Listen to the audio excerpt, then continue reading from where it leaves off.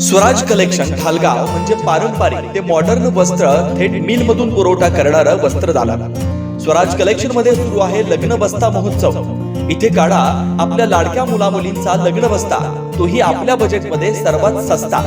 यामध्ये आपल्याला पारंपरिक मॉडर्न साड्या यासह इथेनिक वेअर्स आणि आहेरासाठी भरपूर साड्या भरपूर स्टॉक मध्ये उपलब्ध आहे. खास लग्न बस्त्यासाठी आपल्या सर्वांचं आवडते आणि विश्वासाचं एकमेव ठिकाण म्हणजे स्वराज कलेक्शन.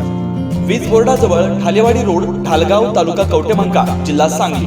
संपर्क 7756 046 177. स्वराज मराठीमध्ये आपलं स्वागत आहे. सर्वसामान्यांचा आवाज, निर्भीड, बेधडक. स्वराज मराठी. नमस्कार, स्वराज मराठी न्यूज चॅनल मध्ये आपलं स्वागत आहे. पाहूयात आजच्या टॉप 10 घडामोडी. वैष्णवी आत्महत्या प्रकरणात राजेंद्र हगवणे आणि सुशील हगवणेला घेऊन पोलीस कोर्टात हजर. तब्बल 7 दिवसानंतर अखेर हगवणे बाप बेट्याला बेड्या. फरार असताना राजेंद्र हगवणे पुणे, सातारा, कोल्हापूर जिल्ह्यात आलिशान गाड्या, हॉटेल, फार्म हाऊसवर होता. थाट पुण्यात असून अटक न झाल्यानं पोलिसांच्या भूमिकेवर संशय. अटकेपूर्वी हगवणे बापलेकांचा हॉटेलमधील जेवतानाचा सीसीटीव्ही समोर. हुंडाबळी घेणाऱ्या बापलेकांचा हॉटेलमध्ये मात्र खाण्यावर ताव. कसपटे कुटुंबाला धमकावणाऱ्या निलेश चव्हाणबाबत धक्कादायक माहिती उघड. छुपा कॅमेरा वापरून पत्नीचे आक्षेपार्ह व्हिडिओ बनवले. इतर महिलांसोबत असलेल्या व्हिडिओचा पर्दाफाश. छगन भुजबळांकडे अन्न नागरी पुरवठा खात्याची जबाबदारी. धनंजय मुंडेंकडे असलेलं खातंच भुजबळांच्या पारड्यात. मुंडेंच्या राजीनाम्यानंतर भुजबळांची मंत्रिमंडळात वर्णी.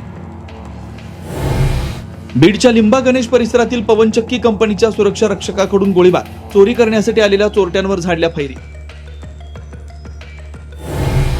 6 जूनचा शिवराज्याभिषेक सोहळा कायमस्वरूपी बरखास्त करून तिथीप्रमाणे कार्यक्रम करा. संभाजी भिडेंच्या विधानानं नव्या वादाची शक्यता. वाघ्या कुत्र्याचा पुतळा काढू नका, त्याचं राजकारण करू नका, असं वक्तव्य.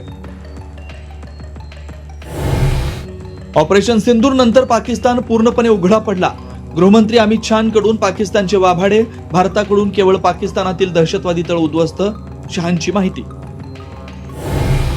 गद्दार ज्योती मल्होत्राच्या फोन आणि लॅपटॉपचा फॉरेन्सिक रिपोर्ट आज येण्याची शक्यता. अनेक गुपितांचा उलगडा होणार. तर गजाला आणि यामीन मोहम्मदला आज न्यायालयात करणार हजर.